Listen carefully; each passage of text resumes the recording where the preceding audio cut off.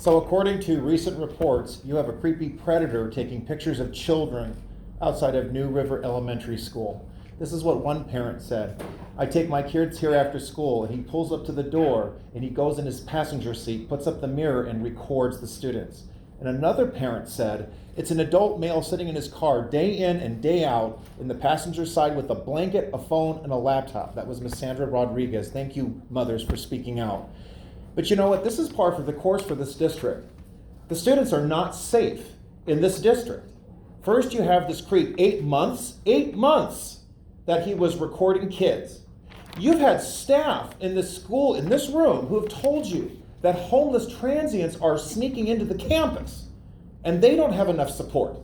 And of course, for 2 years, you have had parents, they live in the district, thank you very much, let me correct that lie, who have said that they don't want that well-being center. It has nothing to do with well-being. It's staffed by people who are trained by Planned Parenthood. We have the recordings of kids receiving condoms, receiving abortion pills, and then they are directed to get services elsewhere. And you did this without telling the parents, you did this pushing this, and the kids don't have to tell anybody.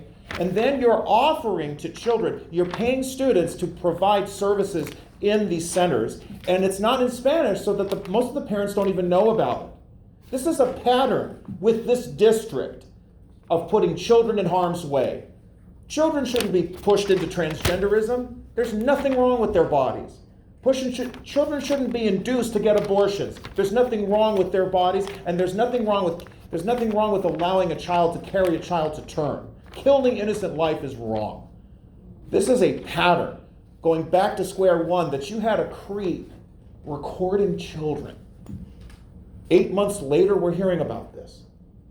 Last year, you tried to sneak in those well-being centers, and you had outrage outside against it, and you've had parents coming in. They live in the district, I'll say that again, speaking out against this. Those parents have not gone away.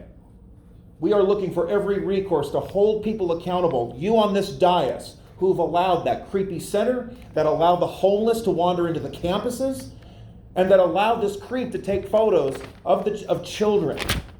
This is just an absolute pattern. What is the problem here? Is it because they speak Spanish and they weren't born here? Is that why you don't care? Is that what this is really about? Oh, they're immigrants, so we don't really care about these parents. They don't matter. Is that what this is? Because you don't see this in Manhattan Beach. You don't see this in Hermosa Beach. This kind of crap doesn't happen there.